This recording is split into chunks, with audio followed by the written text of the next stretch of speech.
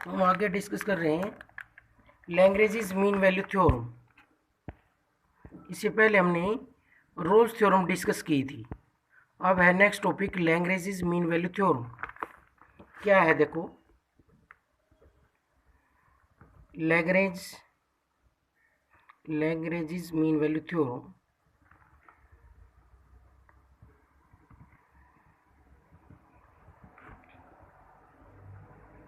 देखो, उस Rolle's theorem में 3 कंडीशंस थी और इसमें 2 कंडीशंस होंगी। लैग्रेंज मीन वैल्यू थ्योरम में 2 कंडीशन होंगी। If a function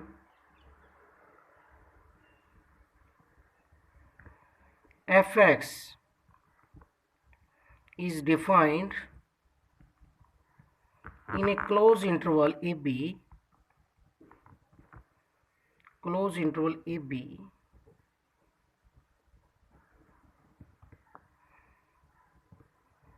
such that first condition होगी fx is continuous, function continuous होना चाहिए on the close interval A B, closed interval A B, close interval A B पर function continuous होना चाहिए, first condition. और second है F x is डेरिवेबल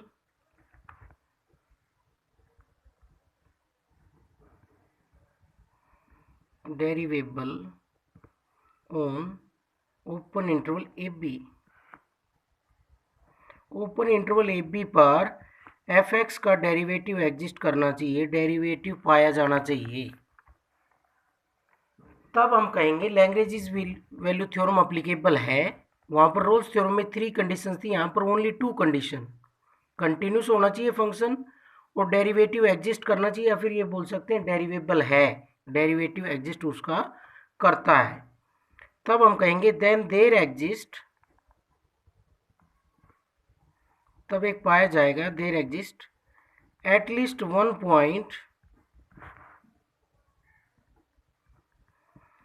x is equal to C belongs to open interval AB such that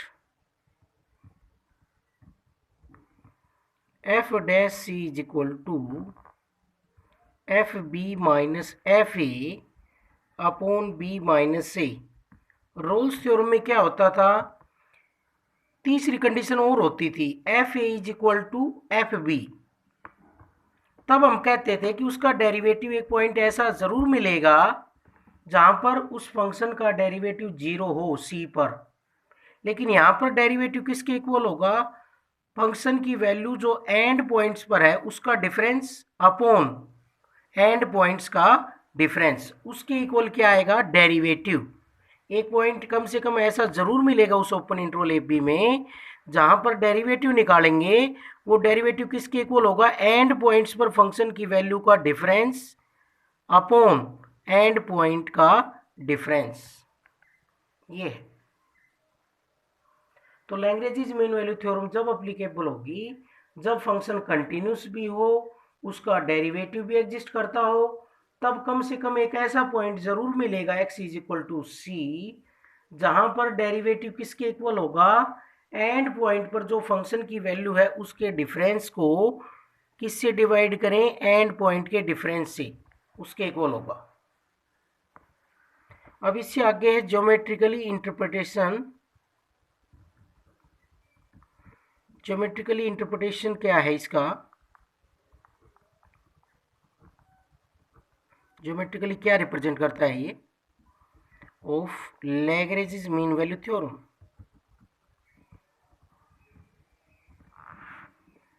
उसमें तो geometrically क्या represent करता था, रोल्स थ्योरम में ज्योमेट्रिकली ये रिप्रेजेंट करता था कि जो डेरिवेटिव है उस ओपन इंटरवल में कम से कम एक पॉइंट पर डेरिवेटिव 0 आएगा।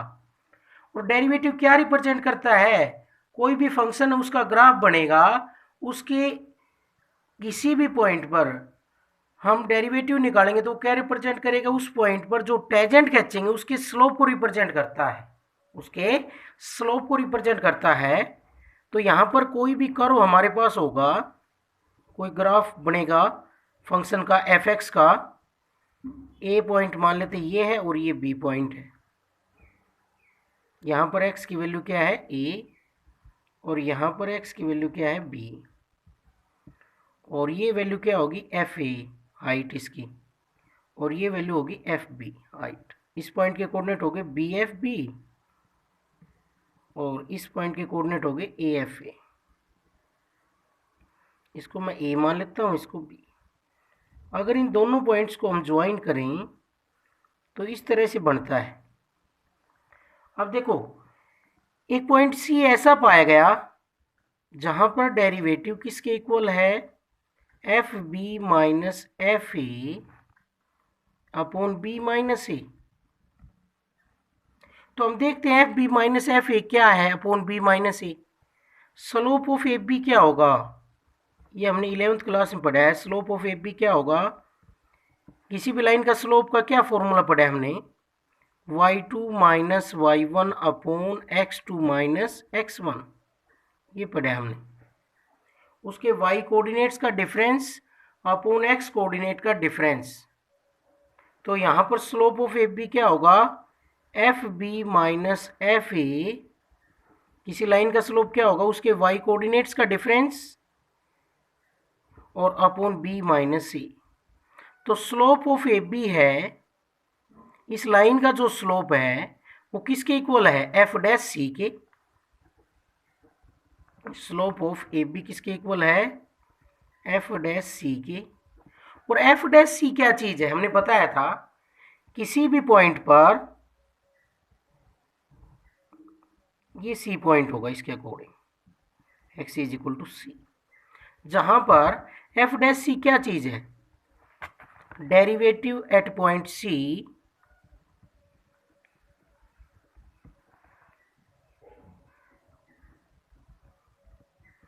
तो डेरिवेटिव किसी भी पॉइंट पर क्या रिप्रेजेंट करता है, उस कर्व के किसी भी पॉइंट पर डेरिवेटिव क्या रिप्रेजेंट करता है, slope of the tangent, slope of the tangent at C, X is equal to C. C पर जो टेंजेंट खींचेंगे हम, उस कर्व के टेंजेंट खींचेंगे, वो उस कर्व का जो टेंजेंट है उसके स्लोप को कौन रिप्रेजेंट करता है, एफ डैश सी। एफ डैश सी क्या होता है, उस टेंजेंट का स्लोप होता है। तो इसके अकॉर्डिंग सी पॉइंट पर एक ऐसा टेंजेंट खींचेगा जो जिसका स्लोप किसके इक्वल हो, ए बी के। और जब दो लाइनों का स्लोप है वो इक्वल आ जाए, वो तो दोनों लाइन क्या होती हैं, पैरेलल। दोनों लाइन क्या होती हैं, पैरेलल होती हैं। तो यहां पर हम ये कहेंगे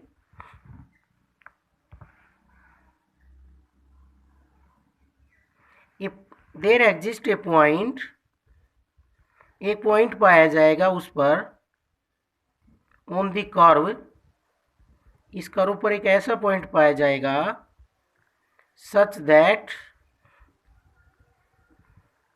उस कर्व पर एक ऐसा पॉइंट पाया जाएगा such that the tangent eight that point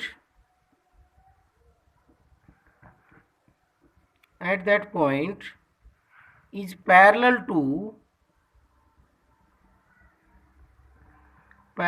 to the chord joining the end points, chord joining the end points, joining the end points of the curve। F X का हम ग्राफ बनाएंगे तो क्या बनेगा, हमारे पास एक कर्व बनेगा जैसे। तो इसका कहना ये है कि इस ओपन इंटरवल ए बी में एक ऐसा पॉइंट सी जरूर मिलेगा, x is equal to C, जहां पर हम उस कर्व के ऊपर टेंजेंट खींचेंगे तो टेंजेंट किसके पैरेलल होगा, ए बी के। और ए बी क्या है, इस कर्व की कोड है, code joining the and points, initial और लास्ट पॉइंट को जोड़ने वाली लाइन का क्या है, स्लोप। उस लाइन का स्लोप किसके इक्वल होगा, slope of the tangent at x is equal to c. Means एक पॉइंट इस कर्व पर ऐसा मिलेगा जहां पर जो हम टेजेंट खींचेंगे वो टेजेंट किसके पैरेलल आएगा, code joining the and points, and points को जोड़ने वाली कोड के क्या आएगा, वो पैरेलल आएगा। एक पॉइंट ऐसा कम से कम जरूर मिलेगा, हो सकता है एक से ज़्यादा मिल जाए, एटलीस्ट वन पॉइंट। अब हम करते हैं एक्सरसाइज। तो लैग्रेंज मीन वैल्यू थ्योरम में हमें दो ही कंडीशन चेक करनी है, एक तो फंक्शन कंटिन्यूस होना चाहिए और एक फंक्शन का डेरिवेटिव एग्जिस्ट करना चाहिए। तो इसमें हमारे पास क्वेश्चन है, question number 2, exercise 7.11, verify Lagrange mean value theorem for the following function F x given है 2x square minus 10x plus 29 on close interval 2 से 1। तो हमें दो ही कंडीशन चेक करनी है लैग्रेंज मीन वैल्यू थ्योरम के लिए। रोल्स थ्योरम के लिए हम 3 कंडीशन चेक करते थे, अब यहाँ पर हमें ओनली 2 कंडीशन चेक करनी है। फर्स्ट कंडीशन तो क्या होगी, फंक्शन क्या होना चाहिए, कंटिन्यूस होना चाहिए। तो यहाँ पर देखेंगे फंक्शन कंटिन्यूस है क्या, तो ये फंक्शन कंटिन्यूस है because it is a polynomial function. तो लिखेंगे f x is a polynomial function, polynomial function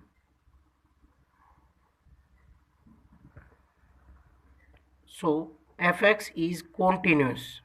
F x क्या बन गया, कॉन्टिन्यूस बन गया ऑन क्लोज इंटरवल 2 to 7, 2 से 7 क्लोज इंटरवल पर ये फंक्शन क्या बन गया, continuous.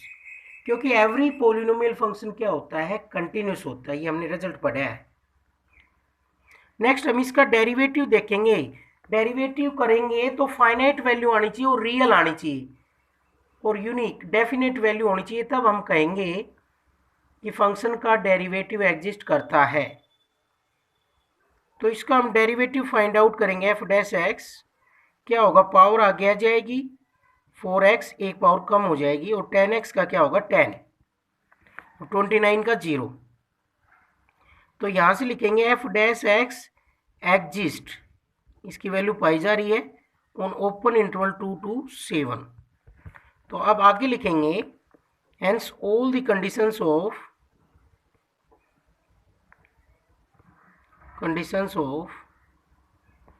Lagrange mean value theorem, Lagrange mean value theorem are satisfied।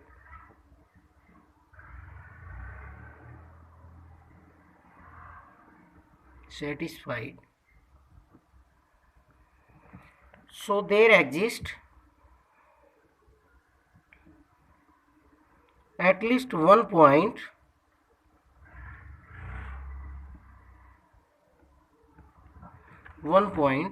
C belongs to open interval AB, AB की जगह क्या है 2 7 है, such that according to Lagrange mean value theorem एक ऐसा पॉइंट कम से कम जरूर मिलेगा इस ओपन इंटरवल पर जहां पर डेरिवेटिव किसके इक्वल होगा, f dash c is equal to f b, b की जगह क्या है 7 minus F2 upon 7 minus 2। According to Lagrange mean value theorem जो इंटरवल है उसके ओपन इंटरवल में एक ऐसा पॉइंट कम से कम जरूर मिलेगा जहां पर डेरिवेटिव किसके इक्वल होगा, एंड पॉइंट्स पर फंक्शन की वैल्यू का डिफरेंस अपॉन एंड पॉइंट्स का डिफरेंस। एंड पॉइंट कौन है 2 और 7। तो एफ डैश सी आएगा, F7 की वैल्यू निकालेंगे हम पहले तो F7 की वैल्यू आएगी, x की जगह 7 रखें तो ये आ गया 98 माइनस 70 प्लस 29।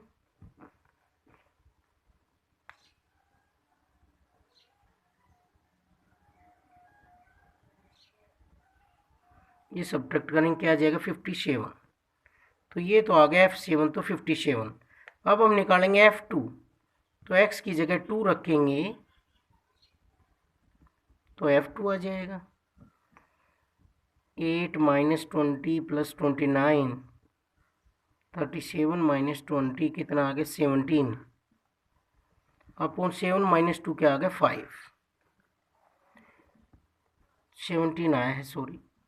तो 57 माइनस 70 कितना आ गया 5, नीचे डिवाइड में 40/5 कितना आ गया 8। अब हम एफ डैश सी की वैल्यू रखते हैं।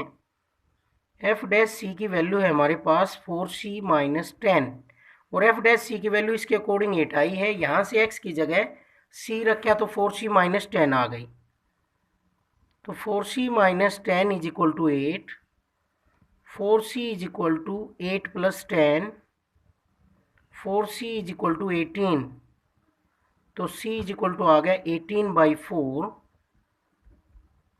ये वैल्यू इस इंटरवल में है, देख सकते हैं हम 2 से 7 के बीच है। ये वैल्यू कितनी है 4.5। तो एक पॉइंट हमें ऐसा मिल गया जो इस इंटरवल में है, जहाँ पर डेरिवेटिव किसके इक्वल है, एंड पॉइंट्स पर जो फंक्शन की वैल्यू है उसके डिफरेंस को किससे डिवाइड किया है, एंड पॉइंट के डिफरेंस से। नेक्स्ट क्वेश्चन नंबर 3 है,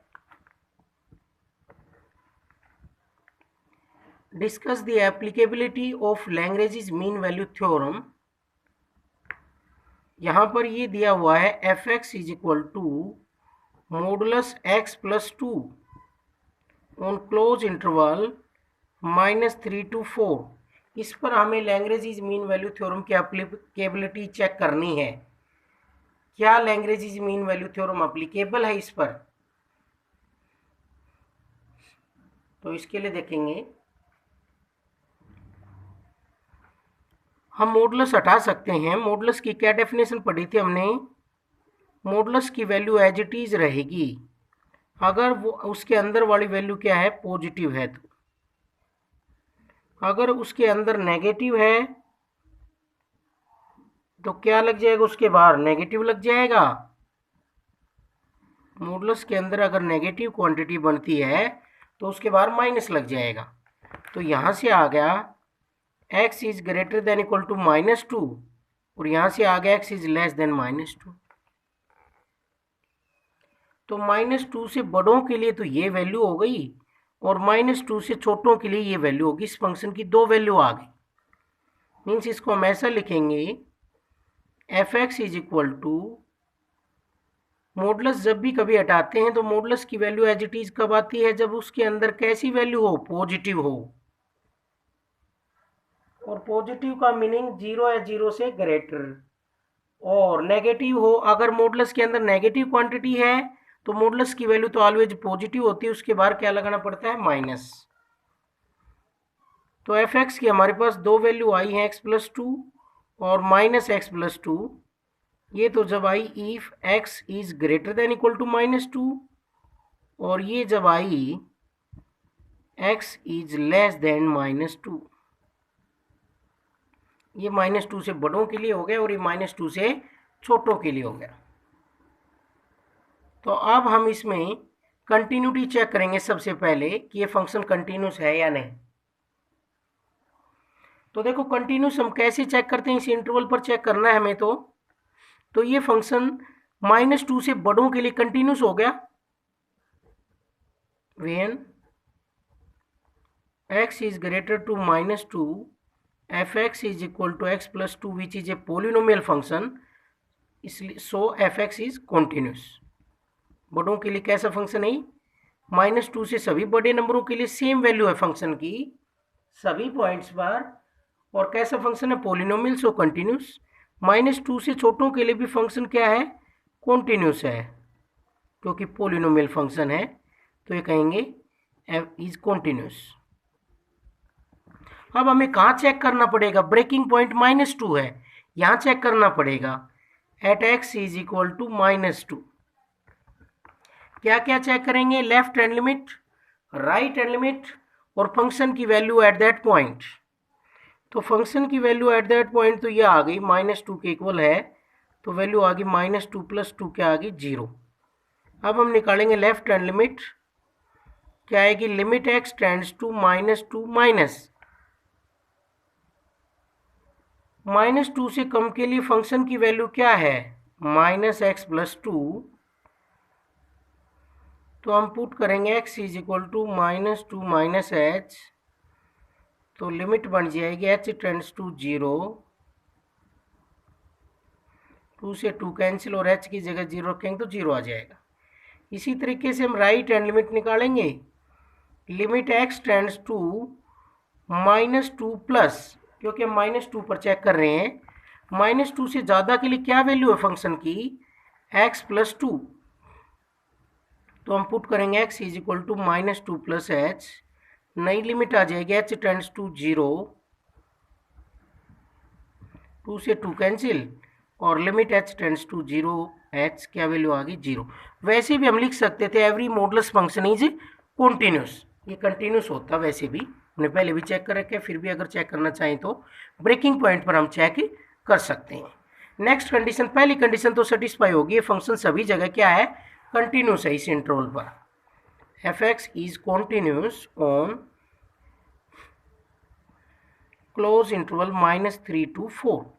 अब हम चेक करेंगे इसकी डेरिवेबिलिटी। तो डेरिवेबिलिटी के लिए ब्रेकिंग पॉइंट पर चेक करेंगे, एक तो हम उससे छोटों के लिए तो वैल्यू आ जाएगी डेरिवेटिव की -2 से छोटों के लिए भी और -2 से बड़ों के लिए भी। तो हम लेफ्ट हैंड डेरिवेटिव और राइट हैंड डेरिवेटिव निकाल लेते हैं, कहाँ पर, x इज इक्वल टू -2 पर, क्योंकि वो पॉइंट इस इंटरवल में है। तो at x is equal to -2 पर हम लेफ्ट हैंड डेरिवेटिव निकालते हैं फॉर डेरिवेबिलिटी।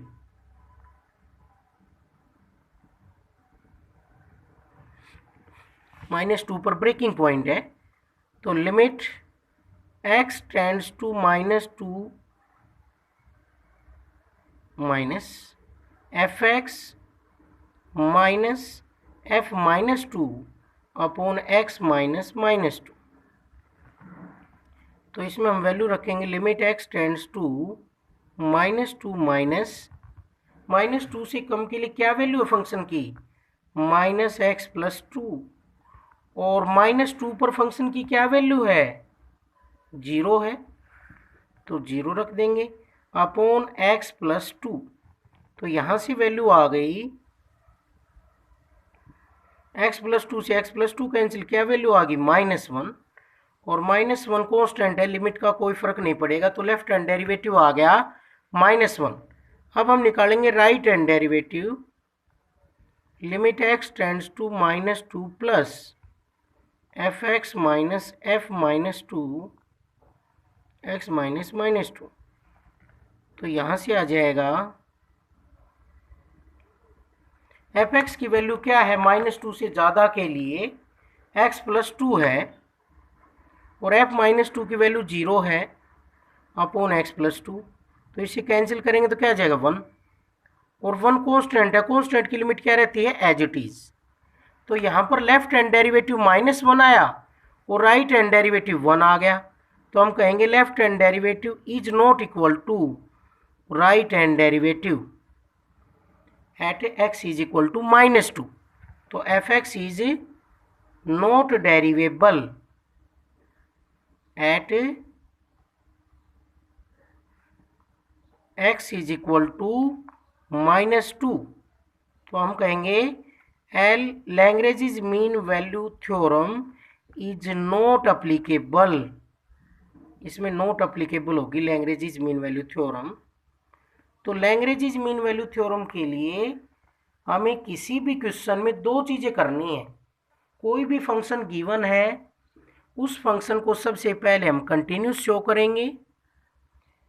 कंटिन्यूस फंक्शन हम बहुत सारे पढ़ रखे हैं हमने, जैसे पॉलिनोमियल फंक्शन कंटिन्यूस होता है, रैशनल फंक्शन उसकी डोमेन में कंटिन्यूस होता है, साइन फंक्शन सभी जगह कंटिन्यूस होता है, कोसाइन फंक्शन भी कंटिन्यूस होता है, एवरी मॉडुलस फंक्शन भी कंटिन्यूस होता है, एवरी लॉगरिथमिक फंक्शन उसकी डोमेन पर कंटिन्यूस होता है, एक्सपोनेंशियल फंक्शन भी कंटिन्यूस होता है, टेंजेंट फंक्शन भी उसकी डोमेन में कंटिन्यूस होता है, जहाँ जहाँ फंक्शन डिफाइंड है वहाँ वहाँ वो क्या होता है, कंटिन्यूस।